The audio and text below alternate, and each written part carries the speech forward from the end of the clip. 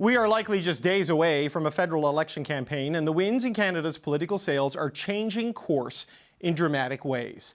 This week alone, 3 polls show the Liberals in the lead. Ipsos on behalf of Global News, Leger on behalf of the National Post, and the Angus Reid Institute. Not only are they in first, they have the Liberals at 42%, numbers the Liberals haven't seen in nearly a decade. These polls show an overall trend we're seeing since Mark Carney became Liberal leader. It's a race that is tightening to the benefit of the Liberals, to the detriment of the Conservatives, and possibly at the expense of the NDP and the Bloc Québécois. Joining me now to help explain what is happening, we have the CEO and founder of Abacus Data, David Coletto, and the Executive Vice President of the Eastern Canada team for Leger, Sébastien Dallaire. Gentlemen, it's good to see you both. Thank you for being here. Hey, David. My pleasure. So, Sébastien, I'd like to start with you because your latest numbers are in that cluster of polls that has the Liberals at 42% and the Conservatives in the mid to high 30s. I mean, what is driving this change? Donald Trump, in short. I mean, but in many ways, Mark Carney is the right person at the right time. He has the right background. Canadians are extremely concerned about the economic impact of what is happening right now. They're looking for someone who can defend Canada in these turbulent economic times. And with his pedigree, he's just the right person at the right moment. Now, this is right now, and I'm sure we'll talk about it in the next few minutes, but what happens next is the big question, because Mark Carney remains untested with voters. But right now, he's definitely riding a wave of support. And the changes that we've seen are unprecedented. We haven't seen such changes in polling in such a short period of time. David, your latest numbers from Abacus were released on the 11th of March. You still have the Conservatives in first place, but it's a 34 Liberal, 38 Conservative gap. That's movement from your previous poll, showing a tightening in the Liberals' favor. What's your sense of where things stand at this moment? Well, I agree, with Sebastian's assessment there. I think the whole landscape has shifted. It's not just Donald Trump. I think he's the accelerator of it. But I think Justin Trudeau resigning and stepping away from the Prime Minister's office was the first important step in getting more and more Canadians open to the idea that they'd even vote Liberal, right? And in our most recent numbers, not just that we've seen the Liberals increase their vote share by 14 points in 2 weeks, but for the first time since 2021, more Canadians numerically in our survey are open to voting Liberal than they are to open to voting for the Conservatives. So there's millions more people in just the course of a few weeks who say, I'm ready to give the Liberals a second chance, third chance, fourth chance now. And they weren't willing to do that just a few weeks ago. So David, on that, I mean, this is the opportunity that presents itself to the Prime Minister and the new Liberal leader. And, you look at these key dates. December 16th, Chrystia Freeland quits. The Liberal numbers hit absolute rock bottom. But January 6th, the Prime Minister goes, former Prime Minister Trudeau. January 20th, it's Trump. March 9th, it's Carney. So what does the data tell you about what Carney needs to do to turn this potential into reality over the campaign? Well, I think it's a lot of what he is doing, which is showing now that he has the job, that he can do it. And he has a very short window, maybe only a few days left in order to demonstrate that to Canadians. And there may be opportunities over the course of a campaign that he continued to do it. But I think what has fundamentally changed is the job that Canadians are hiring for in this election, right? 2.5 months ago, it was really about who could stop the pain I'm feeling in my life, cost of living, healthcare scarcity, housing scarcity. And Pierre Poilievre, for the last 2 years, has litigated that case incredibly well, putting himself up as a solution and suggesting that Justin Trudeau and the Liberals are to blame for all the pain that people are feeling. But there's now this existential threat about whether even in a few months Canada would even exist, or whether Donald Trump is going to wreak carnage on our economy. And so in our survey, I asked a question between these two leaders: who do you think is best able to captain a ship through a rough storm? And Mark Carney's ahead by 2 points in that in our poll. Again, a poll that the Conservatives were still ahead by 4. And so I'm going to be watching that number, because I think this election, if we have one, is less about policy and more about character and who Canadians feel most comfortable with guiding us through this really uncertain, precarious moment. So, Sébastien, I wonder how you see that, and what's your assessment of the position Pierre Poilievre suddenly finds himself in, because he was the main character and the driving force in Canadian politics right up until he wasn't. What's the situation for him? Well, I think very much aligned with David on everything he just said. What we're seeing in our numbers is all of a sudden Mark Carney is seen as a person that's best positioned to defend Canada, to manage the relationship with the United States and Trump, and he now has some fairly big leads that we're measuring. 12 points, 13 points, a lot of key issue areas. And as David mentioned, it used to be all about affordability, inflation, housing. All of a sudden, those issues, while they remain closely intertwined with economic struggles and the potential for even more struggles ahead, what we are seeing right now is Mark Carney is the person that is in the best position, and that's not. Pierre Poilievre was very successful the past 2 years making the case against Justin Trudeau that higher costs of living were the fault of Justin Trudeau himself as a person. And all of a sudden that foil disappeared. So that clearly changes the dynamic. But what we're seeing in the numbers is not so much that Pierre Poilievre is not doing as well. While the Conservatives went down slightly, it's mostly that the Liberals have been able to really coalesce votes for pretty much steal votes from pretty much everyone else. And it's really, there's a Mark Carney effect. So as David said, it's the combination of Justin Trudeau leaving, so that removes the most powerful weapon in a way for Pierre Poilievre, and on top of it, Mark Carney's past and what he has done with the Bank of Canada, with the Bank of England, really puts him in a kind of an ideal situation. Now it remains up to him to show during a campaign that he does have what it takes to lead the country in these difficult times. So David, on that point, if this really is a new coalition sort of galvanizing around the new Liberal leader, as Sébastien describes it, because you do see a hiving off a little bit from a bunch of different parties, how does Pierre Poilievre sort of push back against that? Because his numbers haven't tanked. They've settled a little bit. But his way of gaining in politics has really been by being super aggressive. Can he do that in this current moment in the country? I don't know if it's possible. I think Canadians aren't looking for aggressiveness because they're getting too much of that every day from Donald Trump. And David, one of the most interesting subplots of this move is what baby boomers in this country are saying and doing, right? They are the ones that the Liberals had the hardest time connecting with, I think, over the last 2 years. But today they are fuming mad, and they are feeling betrayed by the things that Donald Trump are doing. And they, I think, have led the exodus. It's not really an exodus back, but the movement back to the Liberal fold. And so if Poilievre wants to connect with those voters again, I think he's going to have to either get them to focus on something else, which I think he's tried to do around the carbon tax and affordability. He's either going to have to undermine Mark Carney's ability and take what for many is still a cursory understanding of him and challenge his motivations, or he's going to have to demonstrate that he himself has more experience than Mark Carney to handle this situation. And I think I'm not going to judge whether he has enough or not, but I'm not convinced Canadians are going to see that he is, when put next to Mark Carney, that he's going to have the experience that Canadians might be looking for. So, Sébastien, I mean, what does this mean in terms of what an election might look like? Because look, Parliament's supposed to come back Monday. It's not going to come back Monday. I think we're going to be at Rita Hall on Sunday. I do not know that, but that is, an informed deduction, let's say. I saw a projection from Philippe Fournier, who takes all of your work and puts it together. He gives the Liberals more than a 50% chance of a majority, another 30% at a minority.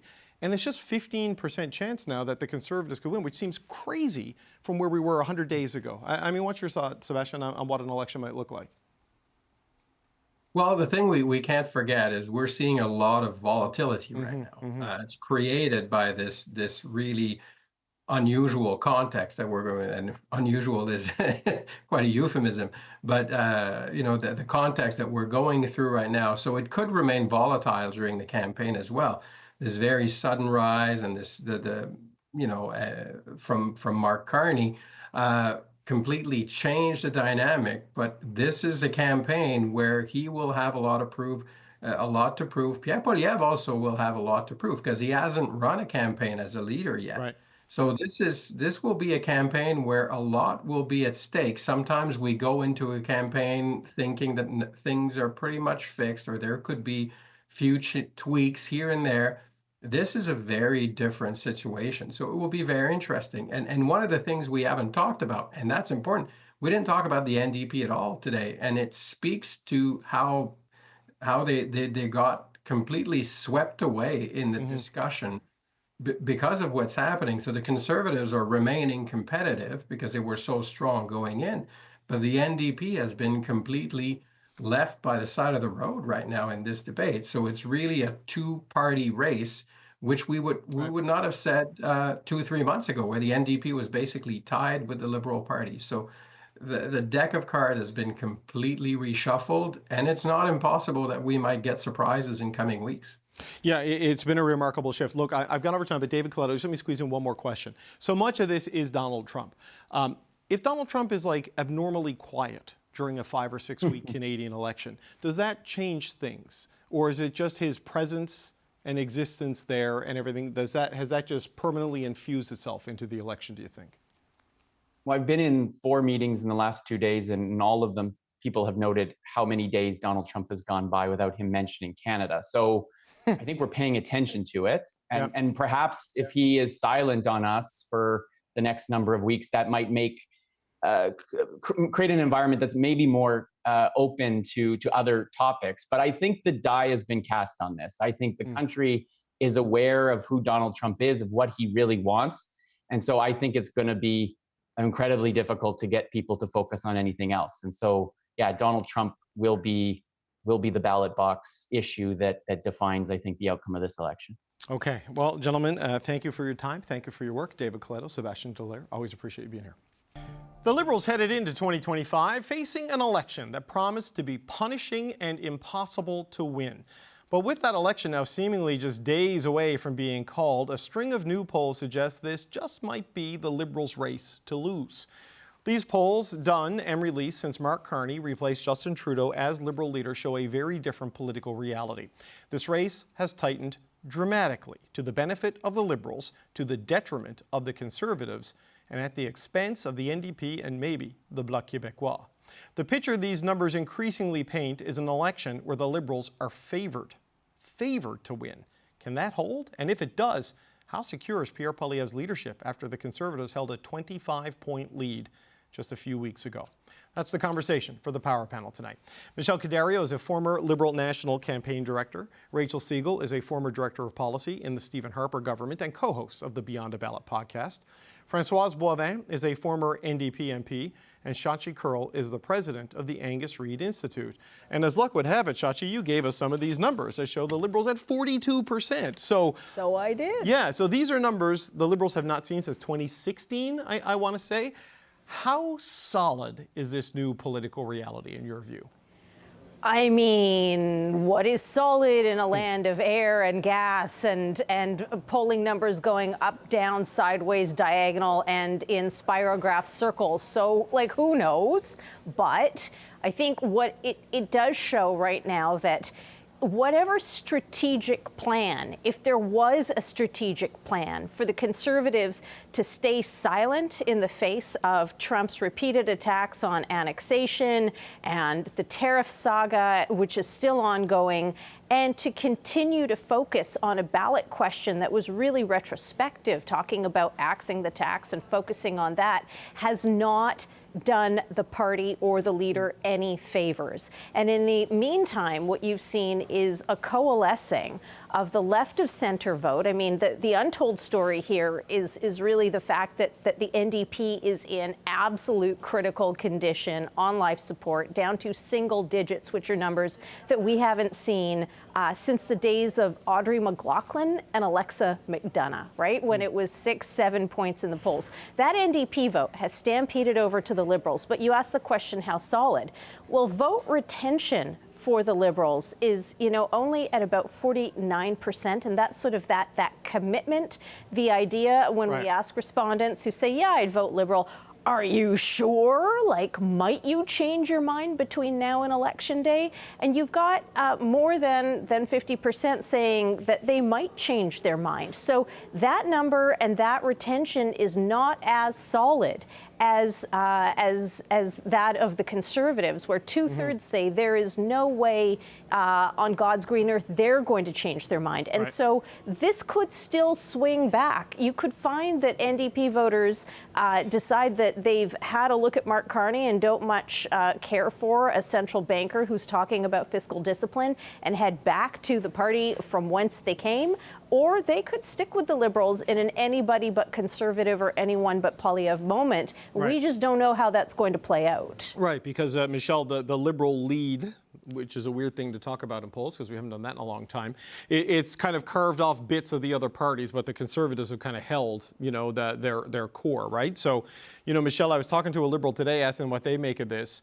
And this is someone who's worried about extinction going into Christmas, now worrying that I'm afraid we've peaked too early. That's what they said to me, which is a bizarre thing to hear. So how does your party sustain this? What do they need to do to coalesce this, do you think? Well, first of all, I think we need to heed what Sashi said about just how soft the support is, and just how movable a lot of the electorate is.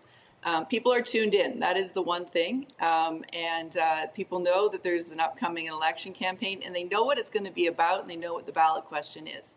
So that's a very different thing. But I think the Liberals are going to have to earn back those numbers. I think that what you're really seeing is that there is a stark kind of choice, whether it's going to be a Liberal Prime Minister or it's going to be a Conservative Prime Minister. And the other parties seem to be kind of the victims to that kind of a stark choice. And in the face of where we are, it really is about who's going to stand up to Trump and who's going to reconfigure the Canadian economy so that we're not as dependent on the United States. So in that kind of a circumstance, it makes sense that it is kind of hiving off. What I'm curious about is whether we're going to have record turnouts in terms of voting. Because so many people are dialed in so early. Right.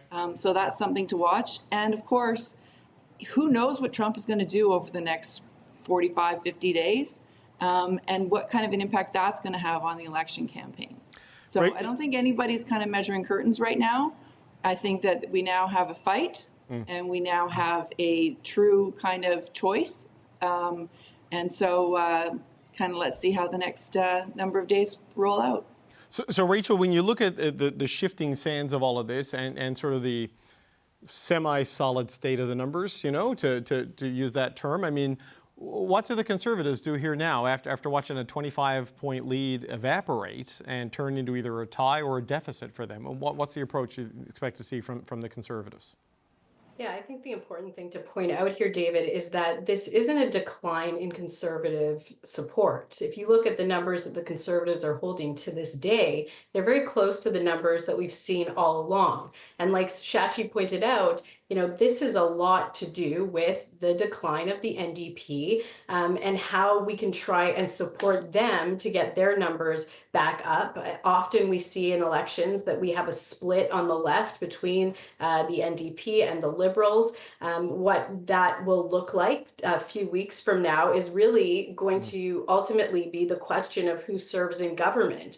But I think that one of the things the Conservatives have to do over the next few weeks, and especially if we're in a campaign, which we're anticipating we will be, is to get Canadians to realize that what they are voting on is really the fourth term of this Liberal government. We saw Prime Minister Carney bring in a new cabinet this week, 87% of which were former Justin Trudeau cabinet ministers. And so if the Conservatives can really get the point to Canadians that when they enter that ballot box, they are deciding whether or not they want to again hand over the government to the Liberals who have governed over the last 10 years and ask Canadians, are they better off now than they were before this Liberal government? I think the Conservatives, if they keep ramming through that message of affordability and whether or not Canadians are existing better right now under this government, that is what will ultimately do it for them. No, that's certainly the argument Pierre Poilievre was making the day after the Carney cabinet and the new prime minister was sworn in. They are, as you say, holding on to sort of like their historic numbers. They're down a bit from the peak they had right after the chaos of the Freeland resignation when they were up to like 45, 46. But yes, they are in line where a good, solid conservative polling number would be. But, you know, Françoise, how do you see this dynamic now, especially with the NDP in single digits in a lot of polls? And, you know, and Jagmeet Singh, not a fresh face, you know, running his first national election like Mr. Carney and Mr. Poilievre would be. I mean, where does this leave the party you once served in? My goodness, I mean, close to extinction if we take those numbers at heart. Of course, one thing, and having done politics as an MP, I know how important the organization on the ground can become. But that being said, you can have the best organization in the world. If the ballot question is over your head as an MP or as a candidate, there's not much you can do. You can just try to save the last things that the last stronghold that the party has. And it's also true. I'm listening to Rochelle and I'm thinking, if the NDP and the Conservatives go back to what used to be the questions a few months ago that created havoc in the House against that government, they're missing the point of where Canadians are at right now. I mean, I do a show every day on French TV, and you wouldn't believe what people write to us on social media, in emails, and so on. They're still hurting for sure on housing, on the cost of living, and so on. But it is the existence of Canada, and where will this country be in? So it's bigger than what the NDP and the Conservatives are trying to making it sound. So then we go to the numbers that Shashi was telling us, and can it sustain? Well, it will depend on one man only, which is Mark Carney. Can he sustain it for the next 40-some days, holding this whole country on his shoulder and keeping that same image, while the others go around all the writings and try to say, hey, it's all because of the Liberals. I mean, people say, yeah, because when I say that to them as an answer, hey, listen, we're there because of, and they look at me and they say, yeah, but we're past that now. Now we're moving and it's one guy who's going to take the decision. So that's what these guys are facing. And for the Bloc is going down. I never thought that the Bloc would be under 30%, which doesn't bode well for them either, which means that in Quebec, that might be an important passage for the Liberal also, because being there for the interest of Quebec is not necessarily what Quebecers are looking forward. So all the other parties are having a hard time right now. Yeah, I did have a Liberal say to me that they like the numbers in Quebec, but they're worried it'll stay high until the French language debate happens, and then you could see a drop, depending on the weakness of Mr. Carney's French language skills in that debate. But who knows? That's a concern that they have. But Rachel, I just want to go back to the Conservative situation. It was a 25-point lead, 60, 70 days ago. Had Mr. Poilievre gotten an election on any of his confidence motion attempts, historic majority, over 200 seats. If he doesn't win this election, right now I've seen like Philippe Fournier projecting 85% chance that the Liberals have the most seats in this election with the way things are now. Does he last as leader, or is he given a second chance because the Trump circumstance just changed the ballot question on him so dramatically? How do you see it? Well, polls don't predict the future, and so we have to see what will come out of this election. We know that Pierre is one of the best messengers, one of the best campaigners. We saw him come in on more support, shockingly, than Mark Carney, also on a first ballot win within the Conservative caucus. I know, he's got a lot of support from the Conservative caucus. He's got a lot of support from Conservative party members across the country.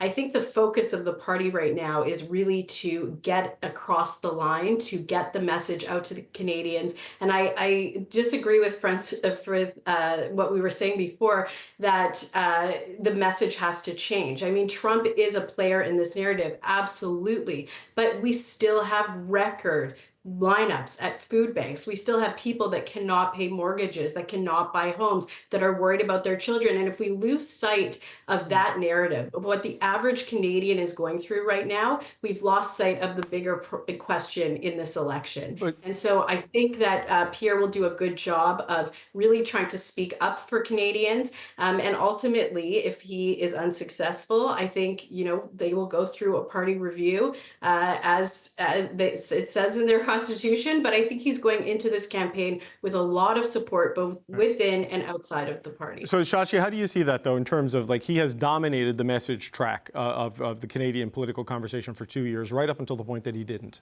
right? Where is the space? What are you seeing in the numbers for what Pierre Poilievre wants to focus on? He still wants to talk about the carbon tax and the affordability issues, like which matter to Canadians, but there's a solar eclipse happening in the White House. I mean, what's your view on that?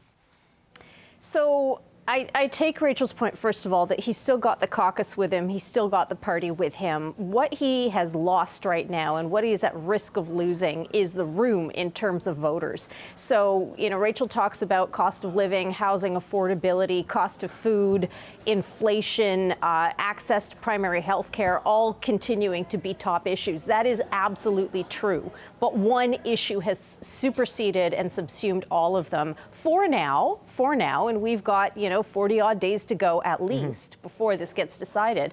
So the big question is, can Pierre Poilievre, take, weather vane style, just turn the arrow and reframe the ballot question? But based on what I'm seeing right now, the stampede away from the Conservatives, almost as though there were a lot of voters who were choosing the Conservatives for reasons that had more to do with their antipathy and absolute fatigue with Justin Trudeau than it had to do with any particular warm feeling towards Pierre Poilievre. I look at what's going on with millennials in cities. So our polling and a lot of other polling, I'm sure, but our polling did a very deep dive on what's happening in metro areas. I looked at what's happening with millennials in metro areas. They are breaking Liberal. So the value proposition that, hey, you 40-something mortgage payer or rent payer whose life is objectively not very happy at the moment because you've got all this money stress and that's why you should vote for the Conservatives, they're still internalizing the fact that life is difficult, but they're still making a switch in terms of what they want to do with their vote. So I think from my perspective, it's almost like who screws up first, because this campaign is so short. Right. And I feel like the first real muck up in all of this ends up defining the campaign because it is so short. So we already saw Mark Carney get testy. If that continues, that's no good. It could be a defining moment in a debate, or it could be just a failure to be able to capture the moment by Poilievre. Okay, so Michelle, on this point, to get your message out during the election, you have your digital media strategy, you have your paid media, your advertising. You also have your earned media, which comes through media, like me. We've got an email from Jenny Byrne, the National Campaign Director for the Conservatives, to the media saying, there will be no media contingent on a Conservative bus or plane throughout this election, though we welcome and encourage participation at all public events. So the normal practice for people at home who've never covered a national election, the media goes on the planes with the leaders and follows them. We have pool cameras and we tell the daily story and have a chance to put questions, and we can count on it every single day. Michelle, it sounds more like the Conservatives are going to do, they will tell you where we'll be, and you can deploy local people if you have them in the region, or fly commercial from Ottawa or Toronto, where increasingly reporters are. What do you make of this move? I've never seen this in a national campaign from one of the big parties. No, we haven't seen it on national campaign, but certainly Doug Ford did that starting in 2018. He's still premier and he didn't pay a price. I think that, they've clearly made a calculation that to reach their voter pool, they do not necessarily need to use traditional media sites and traditional media. They are likely making a calculated risk, probably with some kind of a satellite feed or something like that, that a lot of campaigns actually employ now too, to do some much more local things and to rely more on YouTube and on social media and that to get their vote out. It is a gamble, and so perhaps it's part of the fact that they're feeling that the more people see on traditional media, Pierre Poilievre, it's not going so well for them. And so why drive up those negatives more if he's just going to be angry man? It might be in reaction to that they kind of need to kind of put him back in a little bit of a bubble to try and regain something. It's going to be hard, though, because when you're talking about an issue that is going to dominate this campaign, and I appreciate what Sachi said, that other things might come up, but let's be honest, Donald Trump is still in the infancy of his presidency. We have April 2nd kind of looming over our heads, with no one thinking that that's going to go fantastic for Canada. And even if we might kind of avoid a full-out tariff war on the 2nd, he's still going to be holding that as a lever to do whatever he wants to do on whatever policy issue is top of mind that day. So, I think that if they want to be absent from that debate on traditional media, not sure it's the right calculation, but Right. I'm not all that unhappy as someone who does not support that party. So Francoise, on this, like if you are losing people who have moved to the Liberals, a lot of those people watch the news, right? And that's where you reach those people, right? Like the people who go to your social channels, your property already have. So how do you play the persuasion game, that we've seen in past elections if you do a tactic like this and you don't necessarily have the press traveling with you? Well, it's going to be a major test, major gamble, in my opinion, for the Conservatives, because what they're banking on is that their parallel media, which is their own social media, which are huge, they're very, very good at it, would be enough to bring people to the poll. It's quite the gamble because a lot of people thought that they were very popular on their social media, and come election day realized that it made absolutely no difference because they missed the real big question of the day. And for a lot of people in Canada, the media, like them or not, and we all receive emails saying, oh, you, the main media, and you're all this and that. Funny enough that they must hear what we're saying to be able to criticize us that much. So that means that they are there. And if they want to grow the Conservative, and Shashi would probably better than me to answer that, but I would figure if you want to get somebody like me who has no affiliation, please don't use means that I do not follow. I do follow mainstream media. So convince me. Otherwise, you will stick with your crowd. And maybe that is what they're realizing, that they have to cater to keep their own crowd. Otherwise, the pain might be bigger than what we're seeing right now. Right. So Rachel, on this point, I mean, one of the reasons cited here by the Conservatives is the cost of travel and different things. But the CBC Radio Canada, CTV Global, the Globe and Mail, Canadian Press, we were all going to go, right? The money is set aside in an election year to do this stuff. So what do you make of this move? Do you think this is a good thing or bad thing, a neutral thing for the Conservatives? Because it feels strange on this side of this equation that we're not allowed on the plane. So, I disagree. I think that there will be pooled cameras. It's not like there's going to be no communication. No, there's no pooled cameras going on their plane. If we're not on, that's it. Mainstream media will be on the ground. You just said, CBC will send reporters. There will be your obvious mainstream media will talk about what's happening with Pierre Poilievre being, especially with the polls so close. So this is a calculation on behalf of the Conservative Party. I have no insider information on this. Of course. But I do know that Conservatives are amazing with their strategic communications, and they're also so good at message discipline. And so when I hear this, I say they want to control the message. As Shachi was talking about, this is a race to who messes up first. And when we're talking about what's potentially a 30-something day campaign, there's no room for error. And so when I hear this, it's about message discipline. It's about getting the message out from the Conservative Party to Canadians that they want to put forward, and not getting sidetracked. I mean, we saw, like Chachi said, with Mark Carney yesterday, him getting frazzled, being asked about the Brookfield stuff and his assets. We don't want to be in that position. And so managing those types of risks, I think, is probably playing into this calculation. Okay, so Chachi, 30 seconds left. Not taking questions, though, from the press gallery that travels with leaders that's a stress test of a campaign. That's not going to happen with the Conservatives. They say they'll let people know where they're going to be and let local people in, but this is cutting the press gallery out of this whole thing, which has kind of been their approach all along. Is there a downside risk in this, do you think?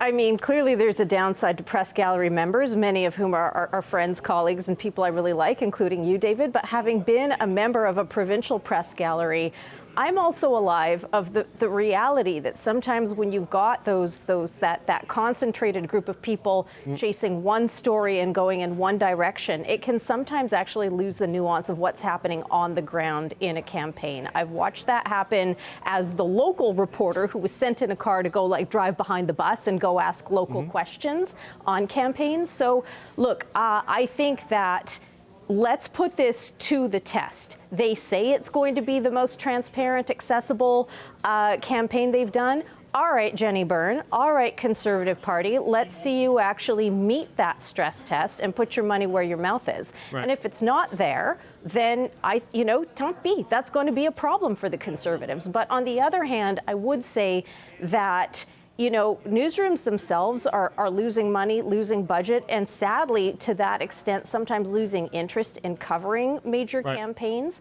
The story that comes off of the plane or the bus isn't always the story that matters on the ground to local voters.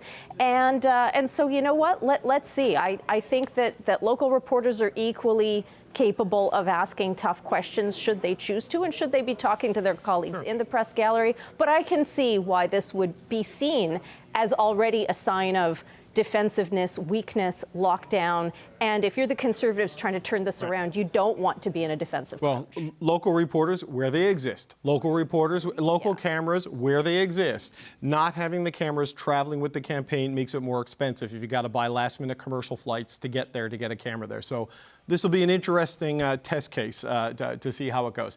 Michelle Caderio, Rachel Siegel, Françoise Boivin, and Chachi Curl. Good to see you all. Thank you for being here.